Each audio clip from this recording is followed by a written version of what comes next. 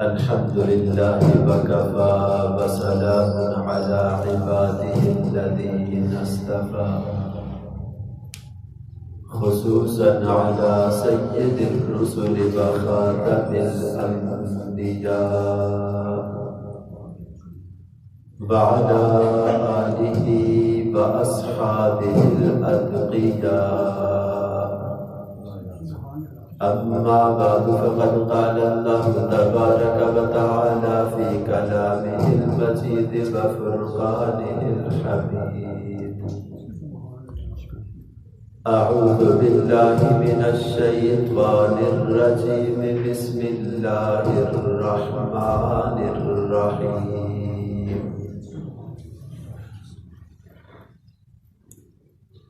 والذي جاء بالصدق وصدق به أولئك هم المتقون.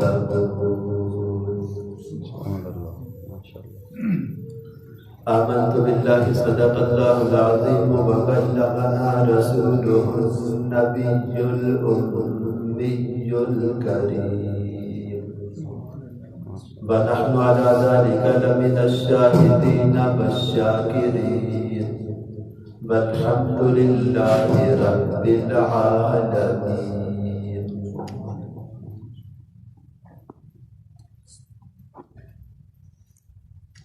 اے زمانہ معترف صدیق تیری شان کا، اے زمانہ معترف صدیق تیری شان کا، صدق کا، اخلاص کا، ایمان کا، ایقان کا.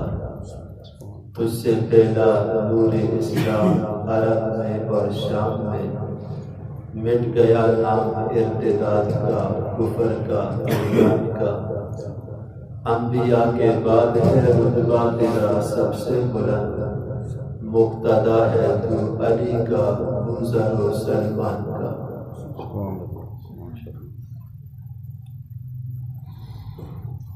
انتہائی قابل احترام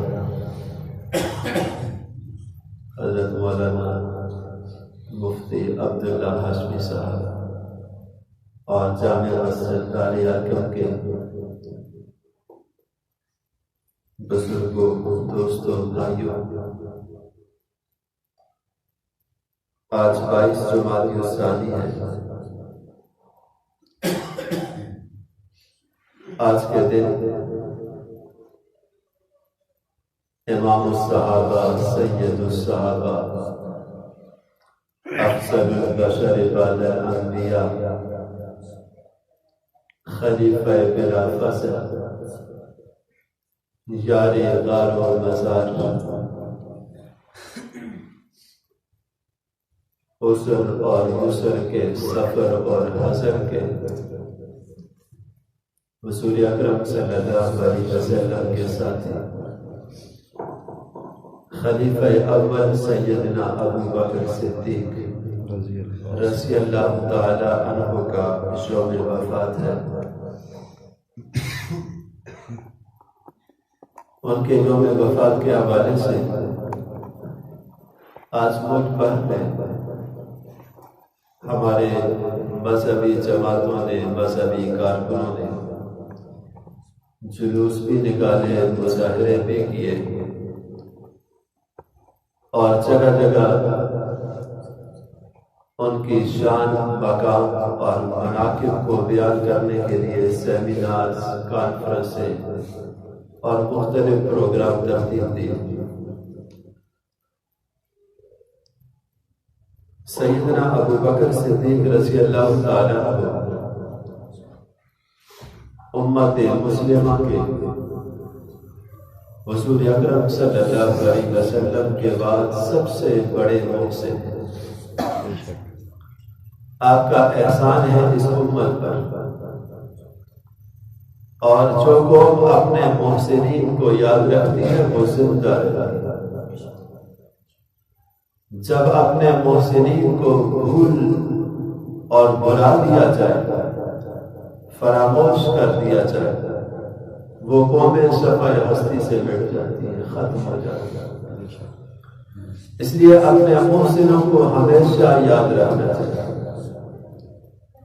بانی پاکستان محمد علی جناح رحمۃ اللہ علیہ، اس کو جب ان کا یوم پیدائش یا یوم وفات آتا ہے تو انہیں خراج تحسین پیش کرنے کے لیے پروگرام ہوتے ہیں، انہیں خراج عقیدت پیش کیا جاتا ہے اور پھر اپنی نسبت ان کے ساتھ جوڑی جاتی ہے۔ علامہ اقبال ڈے منایا جاتا ہے، مختلف پروگرام ہوتے ہیں ان کے یوم پیدائش اور وفات پر۔ اسی طرح پاکستان میں بڑے بڑے جتنے واقعات ہوئے ہیں ان کے ایام کو منانے کا مقصد یہ ہوتا ہے کہ تاکہ وہ شخصیات ہمیں یاد رہے، ہمیں اپنی تاریخ یاد رہے، اس سے قوموں میں جذبہ پیدا ہوتا ہے، ولولہ پیدا ہوتا ہے، اپنے بڑوں کو یاد رکھنے اور اس طرح کے کام کرنے کا انسان کے اندر ایک جذبہ، ولولہ اور محبت پیدا ہوتی ہے۔ اس لیے اپنے محسنوں کو ہمیشہ یاد رکھا جاتا ہے۔ لیکن سب سے اول اس امت کے جو محسنین ہیں، جنہوں نے سب سے زیادہ اس امت پر احسان کیا، وہ اصحاب رسول صلی اللہ علیہ وسلم، صحابہ کرام ایک پل کی حیثیت رکھتے ہیں۔ اللہ کے نبی سے دین لیا اور ادھر امت تک منتقل کیا، امت تک پہنچایا۔ یہ صحابہ کرام اگر درمیان میں نہ ہو تو ہمارا رابطہ اللہ کے نبی سے کٹ جائے گا۔ آپ جب بھی احادیث کی کتاب اٹھائیں گے، کوئی سی کتاب بھی آپ اٹھائیں گے، اس میں جتنی روایات ہوں گی وہ سب کی سب صحابہ کے واسطے سے آپ تک پہنچی۔ عن ابی ہریرہ رضی اللہ تعالی عن عبداللہ بن عمرو رضی اللہ تعالی۔ صحابہ کرام کا تذکرہ پہلے ہوگا، نبی کی حدیث آپ بعد میں سنیں گے۔ صحابہ ایسا پل ہے کہ ان کو اگر درمیان سے ہٹائیں گے تو آپ نبی تک نہیں پہنچ سکتے۔ صحابہ کرام کے واسطے سے یہ دین آیا، یہ شریعت ہمیں ملی۔ آج اگر ہم مسلمان ہیں، ہم تک کلمہ پہنچا، نماز پہنچی ہے، دین پہنچا ہے، شریعت پہنچی ہے، تو یہ سب صحابہ کا صدقہ، صحابہ کرام کے واسطے سے ہم تک یہ دین پہنچا ہے۔ ورنہ آج پتہ نہیں ہم کیا ہوتے ہیں اور کیا کرتے۔ تو اس لیے صحابہ کرام کو ہمیشہ یاد رکھنا چاہیے، ان کے ایام آئے پیدائش و وفات کو یاد ہونا چاہیے۔ لیکن ظاہر بات ہے جو چیز ہمیں کتابوں میں ملتی ہے، ان کا جو کردار ہمیں ملتا ہے، ان کی استقامت جو ہمیں ملتی ہے، اس کو تو کم از کم ہم یاد رکھیں اور اسے پڑھیں، اپنی اولادوں کو سکھائیں، اپنے بچوں کو سکھائیں۔ صحابہ سب کے سب عظیم ترین لوگ تھے، سب اعلیٰ مرتبے کے فائز۔ بعد والا کوئی شخص کتنی ہی عبادت کیوں نہ کر لے، وہ صحابہ کرام تک نہیں پہنچ سکتا۔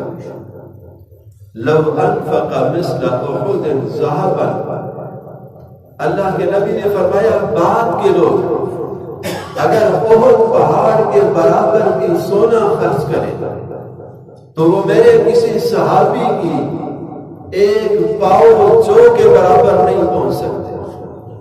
صحابی ایک پاؤ جو خرچ کرے، بعد والے احد پہاڑ سے زیادہ سونا خرچ کرے، وہ صحابی کے درجے کو نہیں پہنچ سکتے۔ اس لیے کہ صحابہ کا احسان بڑھا اور صحابہ کرام کے واسطے سے آگے دین پہنچنا تھا، یہ اس کے بانی حضور صلی اللہ علیہ وسلم کے بعد صحابہ نے ہم تک دین پہنچایا۔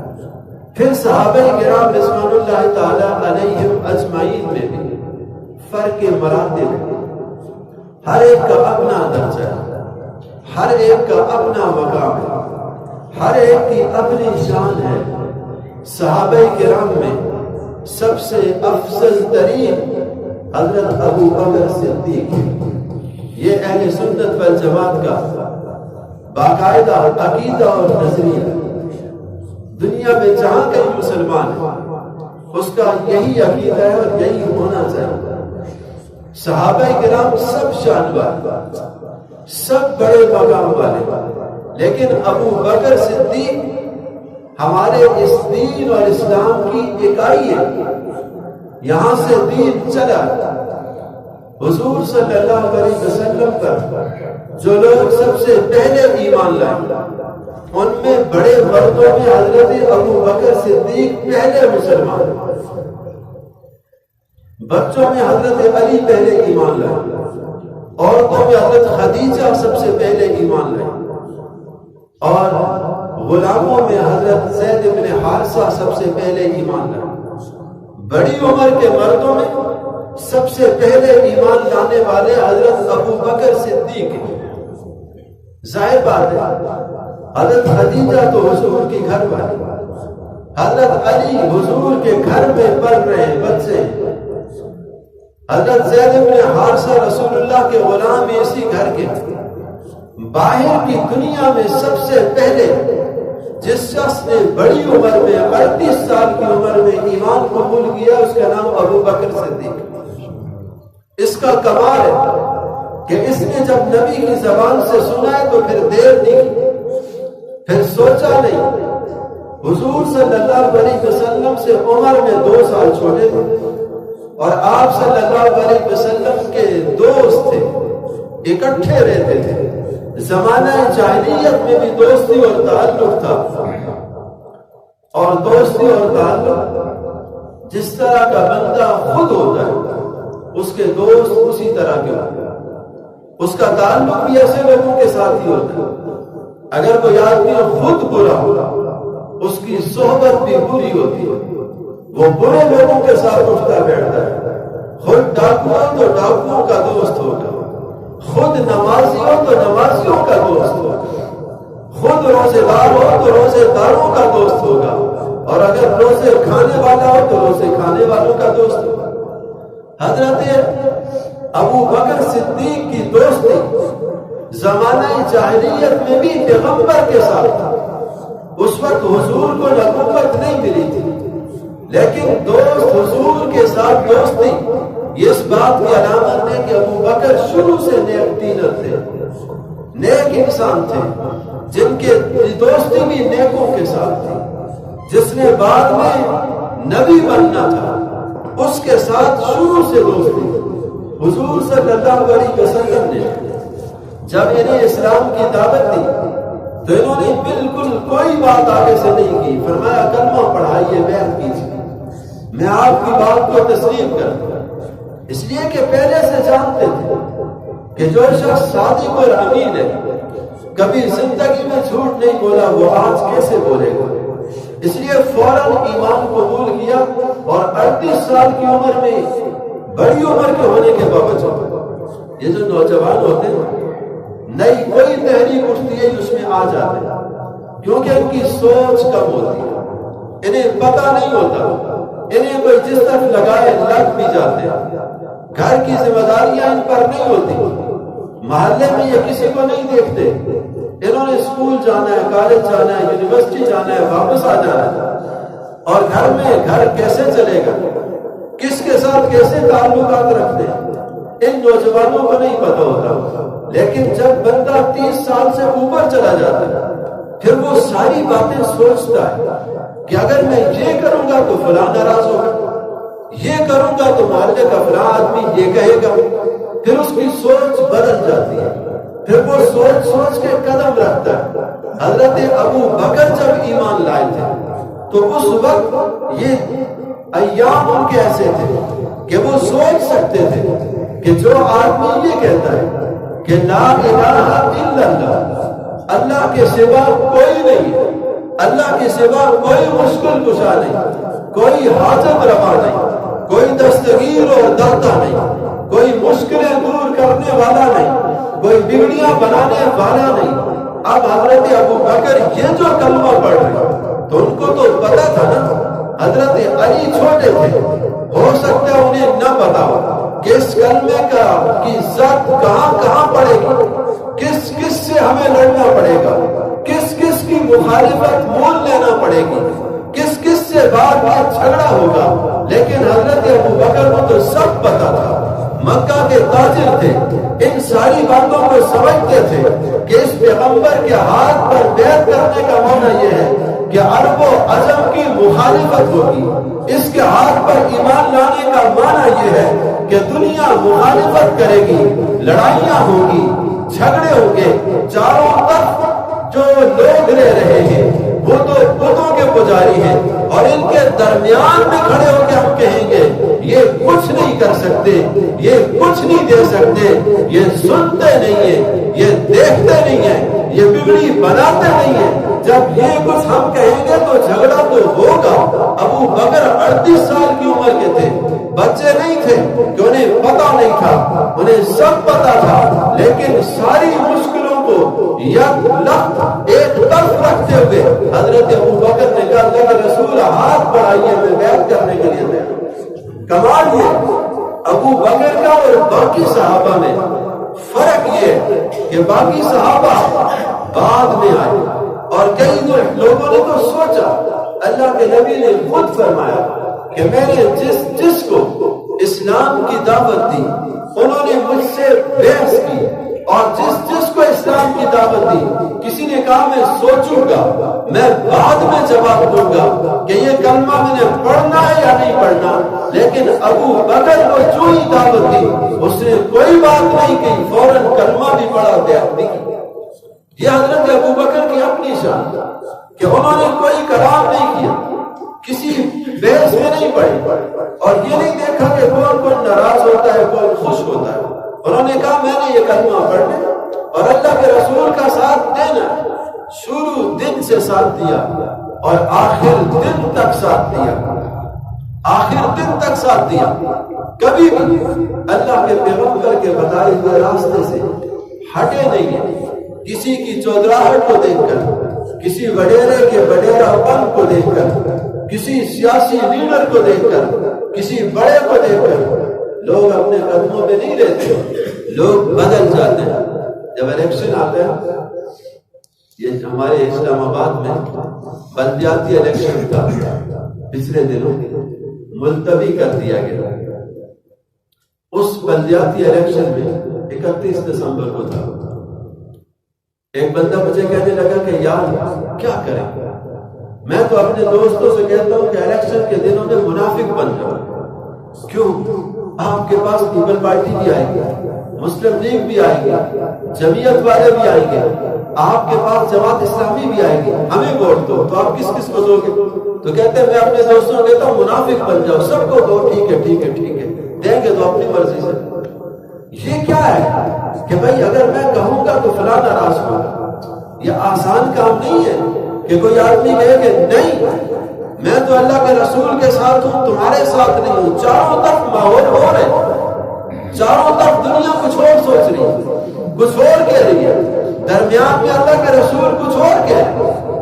اب وہ ابتدائی زمانہ، لیکن حضرت ابو بکر کہتے ہیں کہ نہیں، میں آپ کے ساتھ ہوں اور کھل کے ساتھ ہوں، ڈرتا نہیں ہوں، کسی سے جھجکتا نہیں، کوئی ناراض ہوتا ہے ہو جائے، کوئی خوش ہوتا ہے ہو جائے، ہم نے وہ کام کرنا ہے جس میں آپ راضی، اللہ کے رسول کے ساتھ یوں کھڑا ہو جائے۔ یہ آسان کام نہیں تھا کہ جس کے لیے حضرت ابو بکر نے اپنی جان کو ہتھیلی پہ رکھ کے پیغمبر کا کلمہ پڑھا، اور پھر میں نے عرض کیا ساری زندگی ساتھ نبھایا۔ حضور صلی اللہ علیہ وسلم نے اپنے آخری ایام میں جو خطبہ دیا اس میں حضرت ابو بکر کی اس صداقت کا تذکرہ کیا کہ اس نے کس طرح میرے ساتھ تعاون کیا. حضور صلی اللہ علیہ وسلم نے فرمایا لو كنت متخذا خلیلا لاتخذت ابا بکر خلیلا. حضور نے فرمایا کہ اگر میں کسی کو دلی دوست بناتا، پکا دوست بناتا، خلیل کہتے ہیں اس کو جس کی یاد انسان کے دل میں رچی بسی ہو. فرمایا کہ اگر میں کسی کو ایسا پکا دوست بناتا کہ وہ میرے دل میں بس جاتا تو میں حضرت ابو بکر کو بناتا، لیکن میرے دل میں اللہ کی یاد بسی ہوئی ہے. اس کے بعد اگر کسی کا درجہ ہے تو وہ ابو بکر کا. میرے ساتھ جس نے دنیا میں احسان کیا میں نے سب کے بدلے دے دیے، سب کو بدلہ دیا سوائے ابو بکر کے. میں کل قیامت کے دن اللہ کے دربار میں عرض کروں گا کہ میں اس کے احسانات کا بدلہ نہیں چکا سکا، تو اس کو اس کے احسانات کا بدلہ ادا. حضرت ابو بکر کو کہ اپنا سب کچھ پیغمبر پہ قربان کیا. ایک مشہور حدیث ہے، اس کو بیان کر کے بات کو میں ختم کرتا ہوں. حضور صلی اللہ علیہ وسلم بیٹھے ہوئے، صحابہ کرام بھی بیٹھے ہوئے. اللہ کے نبی صلی اللہ علیہ وسلم نے ارشاد فرمایا کہ حبب الی من دنیاکم ثلاث.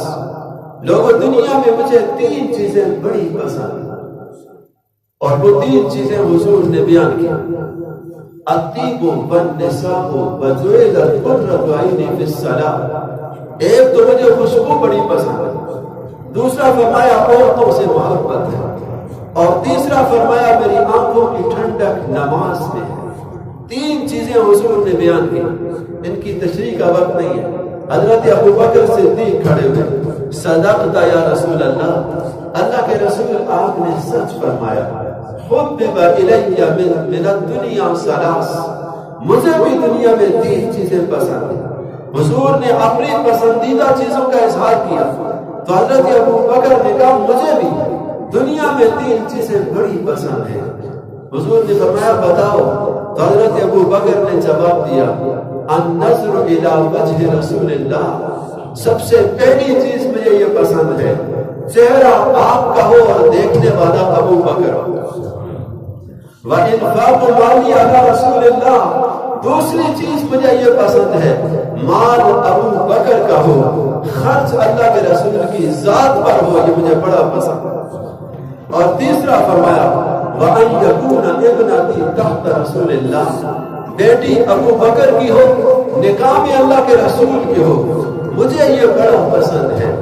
یہ 3 چیزیں حضرت ابو بکر نے ذکر کی. تینوں کا تعلق پیغمبر کے ساتھ، یعنی حضور سے محبت، اتنی محبت کہ یعنی میں ہر وقت آپ کو دیکھتا ہوں، آپ کے اوپر میرا مال خرچ ہو، اور میری بیٹی آپ کے نکاح میں. یہاں تو لوگ کبھی کبھی آتے ہیں اور کہہ دیتے ہیں واجب والی صاحب بڑی محبت ہے، آپ کا بیان تو، آپ کی گفتگو اور آپ کا جناب نماز پڑھانا اور آپ کی تلاوت مزہ آتا. لیکن ذرا سی کوئی مشکل آ جائے تو یہ سب سے پہلے بات ہے. یہ اوپر سے محبت کے دعوے یہ ہوتے ہیں، لیکن صحابہ کرام میں یہ چیزیں نہیں ہوتی. وہ جو کچھ کہتے تھے سچ کہتے تھے، دل سے کہتے تھے. اور پھر حضرت ابو بکر وہ تو ان کی تو محبت کا انداز ہی ہوتا. النظر الی وجہ رسول اللہ. اللہ کے رسول چہرہ آپ کا ہو، دیکھنے والا ابو بکر ہو، مجھے یہ بڑا پسند ہے. اس لیے حضرت ابو بکر صدیق نے حضور صلی اللہ علیہ وسلم کا صرف کہا نہیں کہ چہرہ آپ کا، حضور کی ذات کے لیے. چہرے سے مراد یہ ہے کہ حضور کی ذات، حضور صلی اللہ علیہ وسلم کی ذات کے لیے اپنی جان، مال، عزت سب داؤ میں لگا. کبھی کسی چیز کو نہیں دیکھا. حضور صلی اللہ علیہ وسلم جب ابتدائی دنوں میں بیت اللہ شریف میں عبادت کے لیے آئے، جب بیت اللہ شریف میں داخل ہوئے تو بڑے بڑے سردار بیٹھے آپس میں مشورہ کر رہے کہ یہ جو نیا نبی آیا اس نے آ کر جو دعوت چلائی، لوگ اس کے قریب ہوتے چلے جائیں، اگر ہم یوں ہی بیٹھے رہے تو کہیں ایسا نہ ہو ہماری سرداریاں چلی جائیں، ہماری یہ اہمیت چلی جائے، ہمیں وہ عظمت جو ملی ہوئی ہے سیاسی وغیرہ پر وہ سب ختم ہو جائے گی۔ اس لیے اس کو روکنا چاہیے۔ اتنے میں اللہ کے رسول بیت اللہ شریف میں داخل ہوئے تو وہ سارے سردار پہلے سے یہی مشورہ کر رہے تھے۔ ان سرداروں نے کہا، آپس میں کہنے لگے یہی آدمی اسی کا دعویٰ ہے کہ میں اللہ کا رسول ہوں۔ تو ایک آگے بڑھ کے پوچھتا ہے، کہتا ہے کیا آپ کہتے ہیں آپ ہمارے بڑوں کو گالیاں دیتے ہیں، آپ کہتے ہیں اللہ کے سوا کسی سے کچھ نہیں ہوتا، آپ صرف اپنے ایک رب کی بات کرتے ہیں، ہمارے آباء و اجداد کے دین کو جھٹلاتے ہیں۔ حضور نے فرمایا ہاں میں ہی کہتا ہوں، میں نے جو کلمہ پیش کیا اس کلمے کا معنی اور مقصد چاہیے۔ ان مشرکین نے اللہ کے رسول صلی اللہ علیہ وسلم کے ساتھ لڑائی جھگڑا شروع کر دیا، مارنا شروع کیا، یہاں تک کہ چادر گلے میں ڈال کر گھسیٹنا شروع کیا۔ کسی آدمی نے حضرت ابو بکر کو کہا کہ ابو بکر اپنے دوست کی خبر تو لو جسے آپ اللہ کا نبی کہتے ہیں، وہ تو وہاں مشرکین اسے مار رہے۔ حضرت ابو بکر بھاگتے ہوئے آئے ہیں اور آتے ہی کسی مشرک کو تھپڑ مارا، کسی کو لات ماری، سب کو سائڈ پہ کیا اور کہا بَيْنَكُمْ أَتَقْتُلُونَ رَجُلًا أَن يَقُولَ رَبِّيَ اللَّهُ، بدبختو مر جاؤ، کیا اس لیے اس کو اللہ کے رسول کو تکلیف دے رہے ہو کہ وہ کہتا ہے میرا رب اللہ ہے؟ وَقَدْ جَاءَكُمْ بِالْبَيِّنَاتِ، اور اس پر وہ واضح دلائل بھی رکھتا ہے اور تم نے اس کو مارنا شروع کر دیا، ان کو سائڈ پہ کیا۔ ان سب نے اللہ کے رسول کو تو چھوڑ دیا لیکن حضرت ابو بکر کو پکڑ لیا، حضرت ابو بکر کو مارتے رہے یہاں تک کہ حضرت ابو بکر لہو لہان ہو گئے۔ حضرت ابو بکر اسی حالت میں بے ہوش ہو گئے اور بے ہوشی کی حالت میں اٹھا کے گھر لائے گئے۔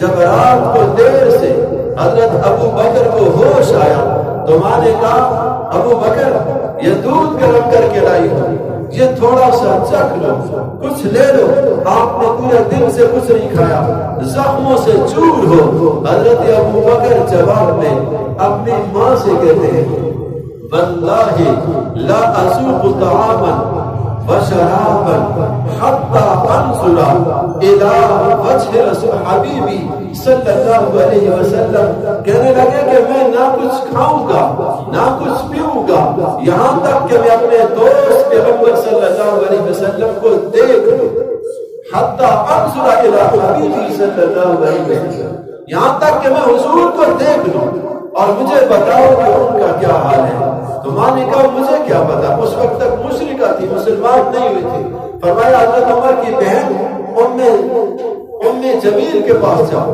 اور جا کر اس سے پوچھو، اس کو پتا ہوگا۔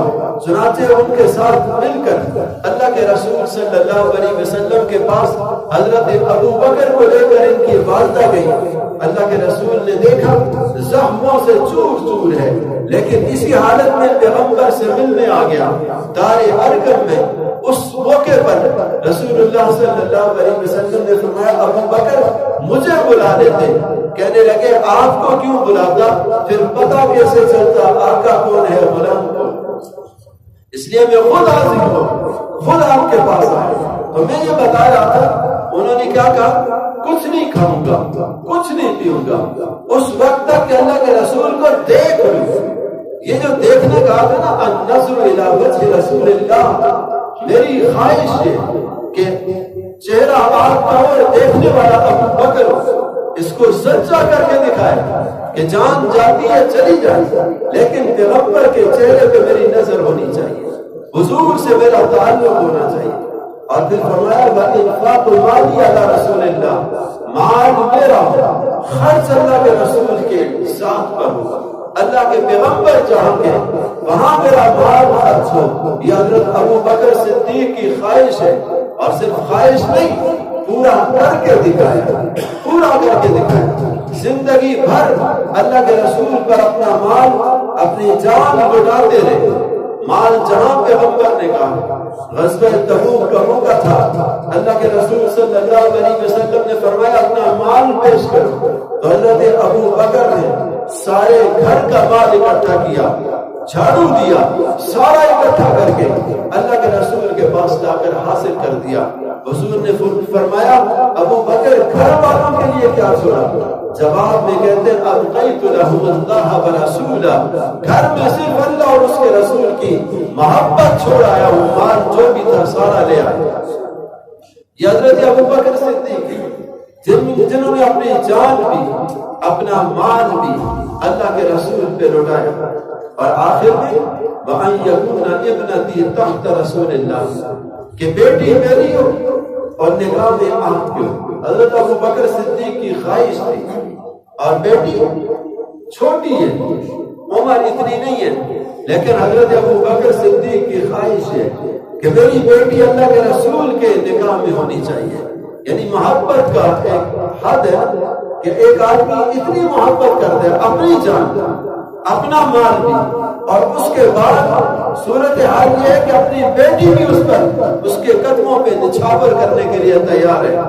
اور جب حضرت خدیجہ کا انتقال ہو گیا تو اللہ کے رسول صلی اللہ علیہ وسلم کے پاس خولہ بنت حکیم پیغام لے کر آئی، کہنے لگی اللہ کے رسول اگر آپ کہیں تو ابو بکر کی بیٹی عائشہ کے رشتے کے لیے میں جاؤں۔ حضور نے فرمایا جاؤ، اگر جا سکتی ہو بات کر سکتی ہو۔ چنانچہ خولہ بنت حکیم جب حضرت ابو بکر سے بات کرتی ہے، ابو بکر کہتے ہیں میں تو پہلے سے تیار ہوں، میں تو پہلے سے میری خواہش ہی ہے۔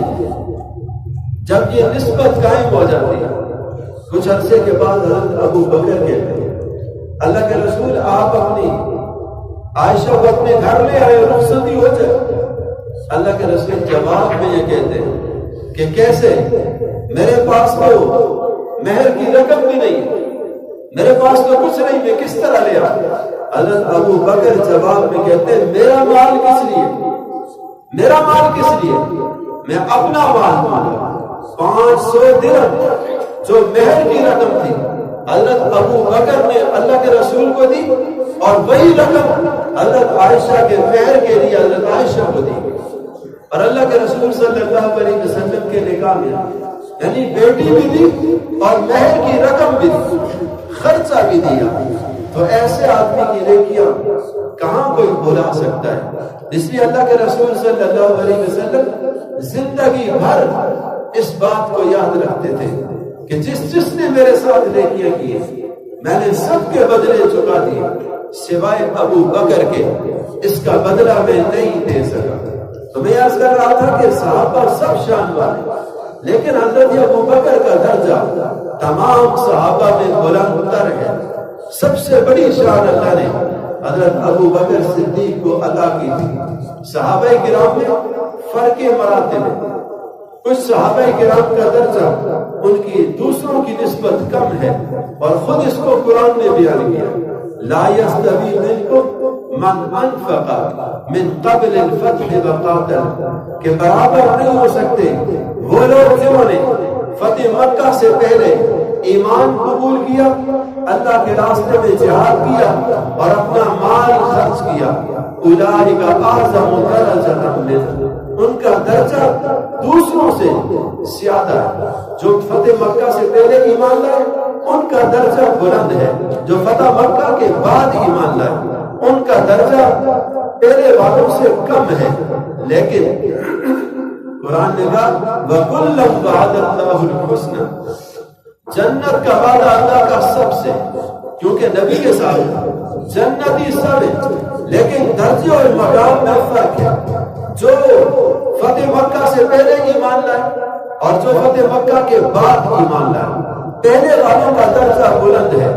فتح مکہ کے موقع پر رسول اللہ صلی اللہ علیہ وسلم کے ساتھ 10,000 صحابہ کرام تھے۔ سن 8 ہجری میں آپ نے مکہ کو فتح کیا۔ باقی صحابہ سے ان 10,000 صحابہ کرام کی شان زیادہ بلند ہے، ان کا مقام زیادہ بلند ہے۔ باقی جو اس کے بعد فتح مکہ کے بعد ایمان لائے ان کا درجہ ان سے تھوڑا کم ہے۔ اور پھر یہ جو 10,000 صحابہ کرام ہیں، ان 10,000 صحابہ کرام کا بھی آپس میں فرق مراتب یہاں بھی ہے، یہ سارے برابر نہیں، بلکہ ان میں 1400 یا 1500 صحابہ کرام جو بیعت رضوان میں مسلمان یعنی بیعت رضوان میں شریک ہوئے تھے۔ اللہ کے رسول صلی اللہ علیہ وسلم کے ہاتھ پر جنہوں نے کیکر کے درخت کے نیچے بیعت کی وہ 14 یا 1500 صحابہ کرام تھے، جن کے بارے میں قرآن نے کہا تھا لقد رضی اللہ عن المؤمنین اذ یبایعونک تحت الشجرہ، کہ اللہ ان سے راضی ہو گیا جنہوں نے درخت کے نیچے اللہ کے رسول کے ہاتھ پر بیعت کی۔ یہ جو 14 یا 1500 صحابہ کرام تھے، ان 10,000 صحابہ کرام میں ان کا درجہ پھر باقیوں سے زیادہ بلند ہے۔ پھر یہ جو 14 یا 1500 صحابہ کرام ان میں بھی فرق مراتب ہے۔ ان میں وہ صحابہ کرام جو 313 غزوہ بدر میں شریک ہوئے، ان کا درجہ پھر ان میں سب سے زیادہ بلند ہے۔ اور ان کے بارے میں اللہ کے رسول نے فرمایا تھا کہ ان اللہ قد اطلع علی اہل بدر، اللہ نے اہل بدر کے بارے میں فرمایا کہ اعملوا ما شئتم قد غفرت لكم وبدلت سیئاتکم حسنات، کہ تم جو چاہو آج کے بعد کرو، ہم نے تمہاری برائیاں بھی نیکیوں سے بدل دی ہیں۔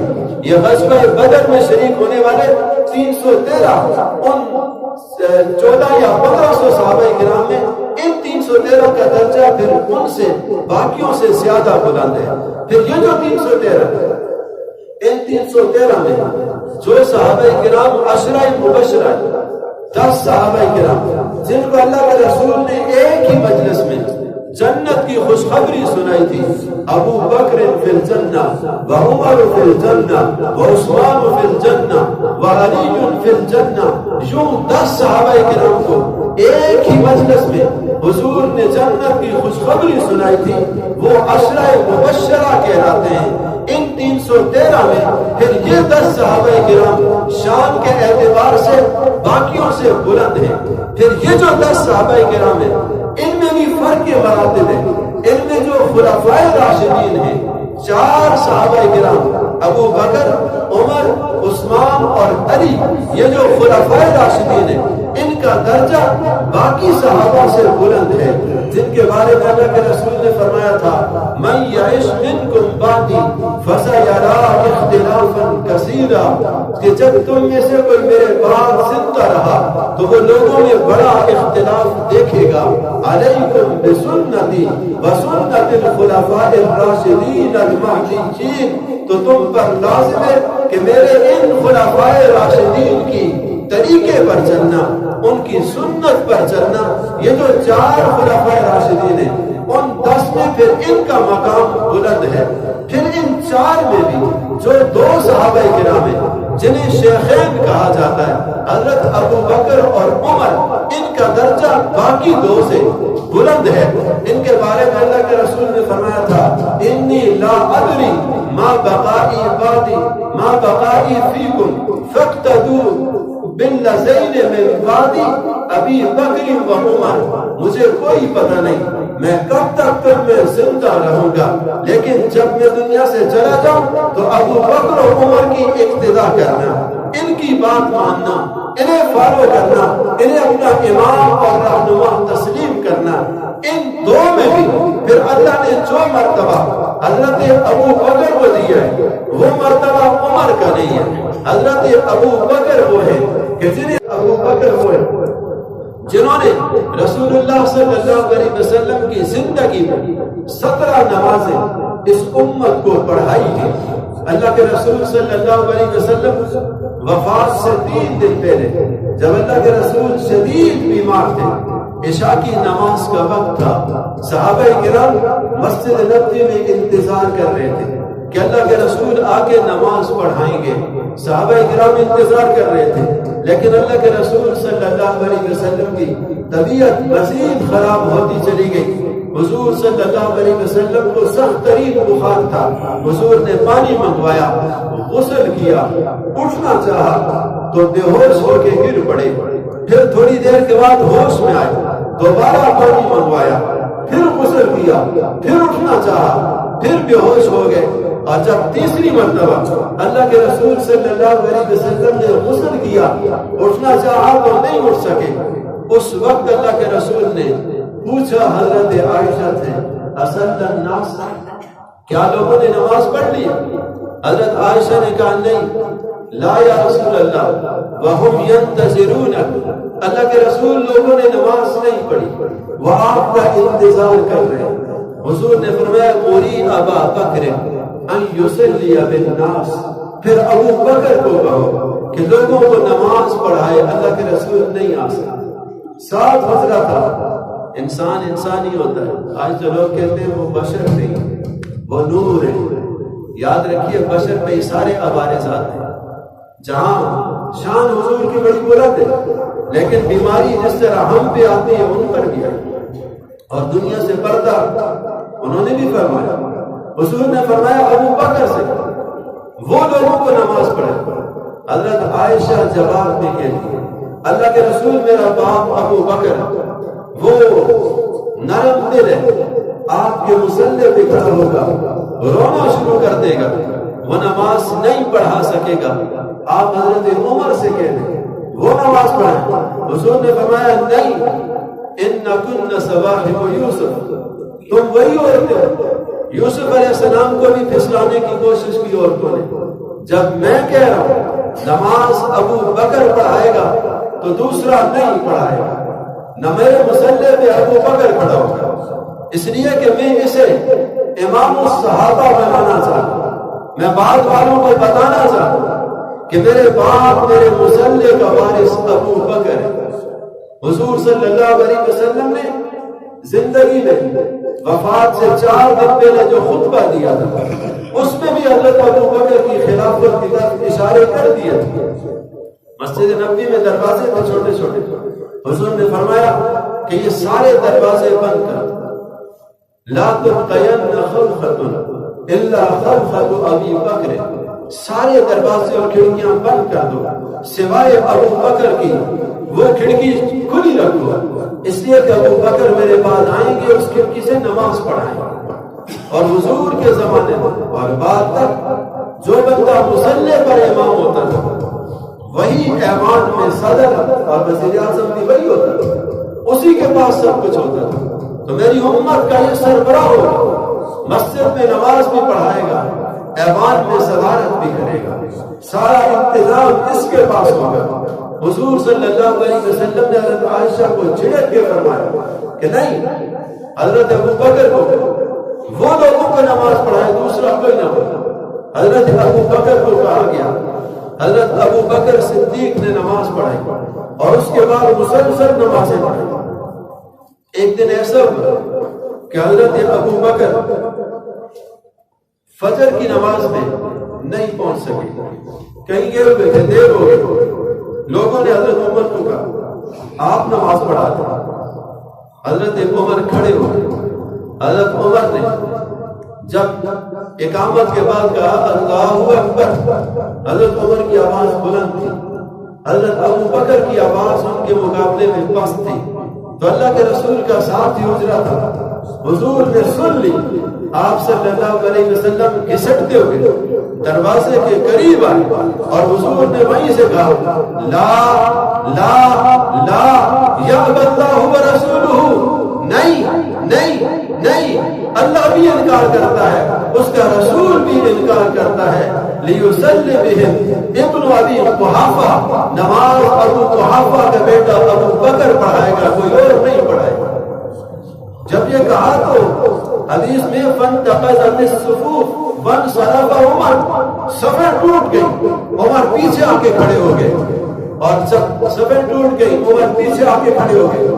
تھوڑی دیر کے بعد ابو بکر آئے اور پھر حضرت ابو بکر نے نماز پڑھی۔ یہ سب کچھ حضور کیوں اہتمام کر رہے تھے؟ اس لیے کر رہے تھے کہ ابو بکر میرے بعد میرا جانشین ہے، میرے بعد پہلا خلیفہ ہے، خلیفہ بلا فصل ہے۔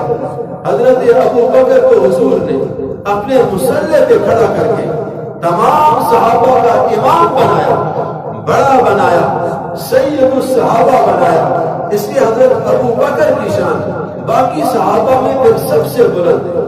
امت کا عقیدہ ہے جس طرح رسول اللہ صلی اللہ علیہ وسلم امام الانبیاء ہے، حضرت ابو بکر امام الصحابہ، صحابہ میں سب سے بڑی شان رکھتے ہیں۔ کسی نے کہا تھا وہ درویش دربار شاہ رسولہ، وہ تصویر ایکا صدیق اکبر، گلستان آقا نے سینچا ہے دیکھا، بہار گلستان صدیق اکبر، رسالت کی راہوں کا معصوم ساتھی، محمد کا ارمان صدیق اکبر، محمد تو سلطان ہے انبیاء کے، صحابہ کے سلطان صدیق اکبر، صحابہ کے سلطان یہ، صحابہ کے بڑے یہ، صحابہ کے امام حضرت ابو بکر صدیق۔ تو یہ میں عرض کر رہا تھا، پہلے میں نے بتایا اسلام کی اکائی ہے، اسلام یہاں سے چلا، اس لیے یہ سب سے بڑے امت کے محسن ہیں، انہیں یاد رکھنا چاہیے کہ یہ کبھی ایسا نہ ہو اگر ہم انہیں بھولیں گے تو ایمان کو بھولیں۔ ایمان چلا وہاں سے، دین چلا وہاں سے، پہلے یعنی اسلام کی عمارت کی پہلی اینٹ ہے اکائی۔ آپ نے ریاضی پڑھی ہوگی، اکائی نہ ہو تو دھائی نہیں ہوتی، دھائی نہ ہو تو سینکڑا نہیں ہوتا، سینکڑا نہ ہو تو ہزار نہیں بنتا، ہزار نہ ہو تو 10,000 نہیں بنے گا، 10,000 نہ ہو تو لاکھ نہیں بنے گا، لاکھ نہ ہو تو کروڑ نہیں بنے، یعنی 10 لاکھ نہیں بنے گا، 10 لاکھ نہ ہو تو کروڑ نہیں بنے گا، کروڑ نہ ہو تو پھر 10 کروڑ نہیں بنے گا، 10 کروڑ نہ ہو تو ارب نہیں بنے گا، اور اگر 10 ارب نہ ہو تو کھرب نہیں بنے گا۔ آج دنیا میں کھربوں انسان ہے لیکن اس کی اکائی ابو بکر ہے۔ ابو بکر ہوگا تو بعد کے مسلمان ہوں گے، ابو بکر مسلمان نہیں تو کوئی بھی مسلمان۔ یہ اکائی ہے اسلام کا، پہلی اینٹ ہے اسلام کی عمارت کی، اس کو ماننا پڑے گا، اس کا انکار کرنا، اس لیے علماء نے کہا کفر ہے۔ صحابہ سب عظیم ہیں لیکن کسی صحابی کی صحابیت کا ذکر قرآن میں نہیں آیا، صرف حضرت ابو بکر بولے کہ جن کی صحابیت کا ذکر قرآن نے کیا۔ جب غار میں تھے اللہ کے رسول تو اس وقت کا منظر قرآن نے کھینچا اور کہا اِذْ یَقُولُ لِصَاحِبِهِ، جس وقت نبی اپنے صحابی سے کہہ رہے ہیں، عربی میں صاحب کہتے ہیں، ہم اردو میں صحابی کہتے ہیں، اِذْ یَقُولُ لِصَاحِبِهِ لَا تَحْزَنْ إِنَّ اللَّهَ مَعَنَا، جس وقت اللہ کے رسول اپنے صحابی سے کہہ رہے تھے کہ غم نہ کرو، اللہ ہمارے ساتھ ہے۔ حضرت ابو بکر وہ ہیں جن کو اللہ کے رسول نے فرمایا اللہ ہمارے ساتھ ہے، یعنی یہ نہیں کہا ان اللہ معی، اللہ میرے ساتھ ہے، نہیں، ان اللہ معنا، اللہ میرے ساتھ بھی ہے اور آپ کے ساتھ بھی ہے، اللہ کی مدد میرے ساتھ بھی ہے، اللہ کی مدد آپ کے ساتھ بھی ہے۔ جب حضرت ابو بکر کی خلافت کی بات ہو رہی تھی نا تو حضرت عمر نے دلائل پیش کیے کہ پہلا خلیفہ ابو بکر کو ہونا چاہیے۔ انہوں نے جو دلائل پیش کیے اس میں ایک بڑی دلیل یہ تھی کہ اللہ کے قرآن نے کہا ہے اور اللہ کے رسول کی زبان سے کہلوایا ہے کہ آپ ابو بکر سے کہیں کہ اللہ ہمارے ساتھ ہے، لہذا ابو بکر کے ساتھ اللہ کی مدد شامل ہے، لہذا پہلا خلیفہ اسے ہی ہونا چاہیے۔ حضرت عمر نے جو دلائل دیے تھے اس میں یہ بڑی دلیل تھی۔ قرآن نے کہا ثانی اثنین، دو میں سے دوسرا ابو بکر کو کہا گیا، اس لیے کسی نے کہا تھا نا کہ ثانی اثنین ہے، اللہ کا شہد آئی ہے، مر کر بھی پہلو پیغمبر میں جگہ پائی۔ آج بھی رسول اللہ کے ساتھ سوئے ہوئے، حضور کے ساتھ آج بھی حضور کے مزاج میں موجود ہے، کیونکہ ثانی اثنین ہے، جہاں ایک اللہ کے رسول ہے تو دوسرے ابو بکر ساتھ ہیں، جہاں پیغمبر چلے ہیں ابو بکر ساتھ چلتے رہے، اس لیے یہ ثانی اثنین ہے۔ آج مزار میں بھی حضور کے ساتھ موجود ہے اور اسی مزار میں موجود ہے جس کے بارے میں اللہ کے رسول نے فرمایا ما بین بیتی و منبری روضۃ من ریاض الجنہ، کہ یہ جو میرے گھر اور منبر کے درمیان کا علاقہ ہے، یہ جو میری مسجد ہے، میرے گھر کے اس کونے سے لے کر مسجد نبوی کی آخری دیوار تک یہ جتنا علاقہ ہے یہ جنت کے باغوں میں سے ایک باغ ہے، یہ جنت ہے دنیا میں، جس نے دنیا میں جنت دیکھنی ہو وہ اسے آ کے دیکھے. من زار قبری وجبت لہ شفاعتی، جو میری قبر کی زیارت کر لے میری شفاعت اس کے لیے واجب ہوگی. اسی قبر میں روضہ رسول میں ابو بکر پیغمبر کے ساتھ آج بھی موجود ہے، اور زندگی میں بھی حضور کے ساتھ رہا، آج بھی اس مزار میں موجود ہے. اور قیامت کے دن جب اٹھیں گے تو اللہ کے رسول اکیلے نہیں ہوں. ایک حدیث میں اللہ کے رسول ایک دن گھر سے نکلے، مسجد نبوی کی طرف آ رہے، ایک ہاتھ ابو بکر کا پکڑا ہوا، ادھر عمر کا، ہاتھوں میں ہاتھ ڈال کر یہ تینوں چل رہے. کسی نے دیکھا اور دیکھ کر لوگ حیران ہوئے. حضور نے فرمایا حیران ہونے کی بات نہیں، جس طرح آج ہم ہاتھوں میں ہاتھ دیے ہوئے ہاکذا نبعث یوم القیامہ، ہم قیامت کے دن بھی جو ہی ہاتھوں میں ہاتھ ڈال کے اٹھے ہم ایسے ہی ساتھ ہوں گے جیسے آج ہم آپس میں ساتھ ہیں. یہ عائشہ رضی اللہ تعالیٰ عنہ کا حجرہ ہے. حجرہ عائشہ میں حضرت ابو بکر بھی ہے، عمر بھی ہے، اور اللہ کے رسول کی قبر بھی وہیں پر موجود ہے. فرمایا قیامت کے دن بھی ہم اسی طرح اٹھیں گے. کسی نے حجرہ عائشہ کے بارے میں کہا تھا تیرا حجرہ امین خاص ہے ذات رسالت کا، تیرا حجرہ امین خاص ہے ذات رسالت کا، بساط عرش پر ٹکڑا یہی ہے جنت کا، اسی میں رحمت للعالمین رہتے ہیں اور رہتے تھے. اسی سے حشر کے دن اللہ کے رسول اٹھیں گے، لیکن تنہا نہیں اٹھیں گے، مع شیخین اٹھیں گے، ساتھ یہ دو شیخ ابو بکر و عمر بھی ہوں گے. تو اللہ کے رسول صلی اللہ علیہ وسلم جس روزے میں آج ابو بکر صدیق بھی اسی روزے میں آرام کر رہے ہیں. اور قرآن ایک اور بات کرتا ہے منہا خلقناکم وفیہا نعیدکم ومنہا نخرجکم تارۃ اخری، جہاں سے کسی شخص کا پیدائش کے وقت خمیر کے لیے مٹی اٹھائی جاتی ہے وہیں پر وہ دفن ہوتا ہے. معلوم یہ ہوتا ہے کہ ابو بکر کی، اللہ کے رسول کی اور حضرت عمر کی پیدائش کے وقت مٹی بھی اسی روزے سے اٹھائی گئی تھی، اور آج بھی وہ اسی روزے میں موجود ہے، یہیں پر دفن ہوئے.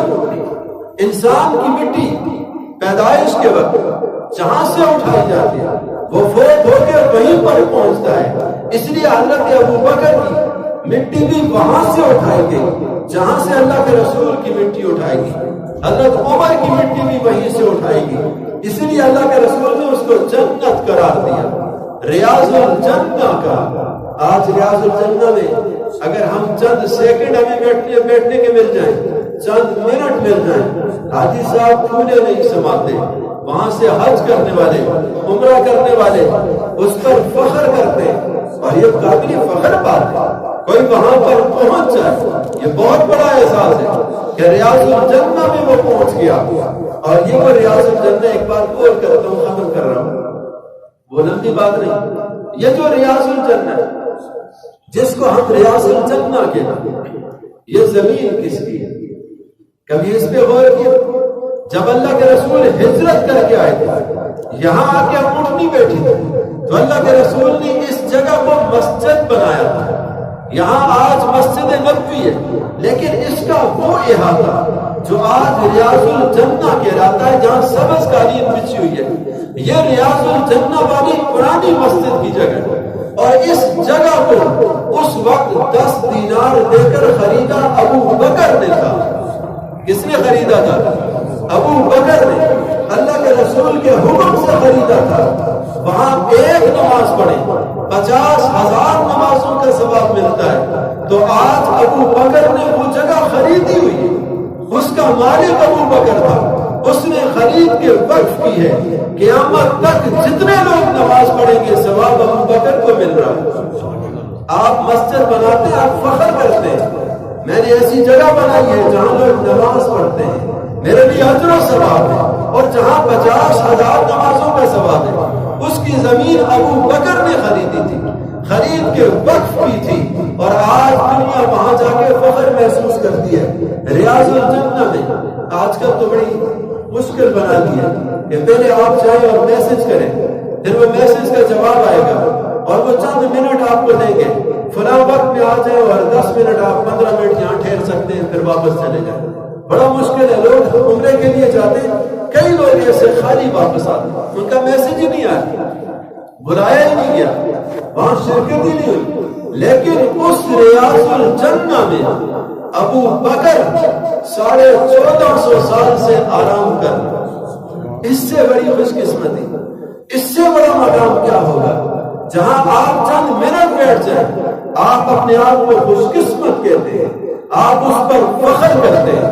آپ جب اپنے گھر آتے ہیں تو آپ لوگوں کو فخریہ بتاتے ہیں کہ میں ریاض الجنہ میں چند سیکنڈ یا چند منٹ بیٹھا ہوں۔ لیکن حضرت ابو بکر تو 1450 سال سے آرام کر، اور وہ جگہ انہی کی خریدی ہوئی تھی، وہیں پر اللہ کے رسول کا روضہ ہے، وہیں پر مسجد نبوی بھی ہے، اور وہ ساری زمین ان کی خریدی ہوئی، آج اس وقت آرام کر رہے ہیں۔ کتنی خوش قسمتی ہے ان لوگوں کی کہ جن کے پیسہ، جن کا مال و دولت اس جگہ پر لگا۔ اور حضرت ابو بکر کو اسی لیے امام الصحابہ بنایا گیا کہ انہوں نے قربانیاں بڑی دی تھی، اپنی جان لڑائی، مال لڑایا، اور سب کچھ قربان کر کے پیغمبر صلی اللہ علیہ وسلم کا ساتھ دیا۔ اللہ ہمیں ان سے محبت نصیب فرمائے اور ان صحابہ کرام کے نقش قدم پر چلنے کی توفیق نصیب فرمائے۔ وآخر دعوانا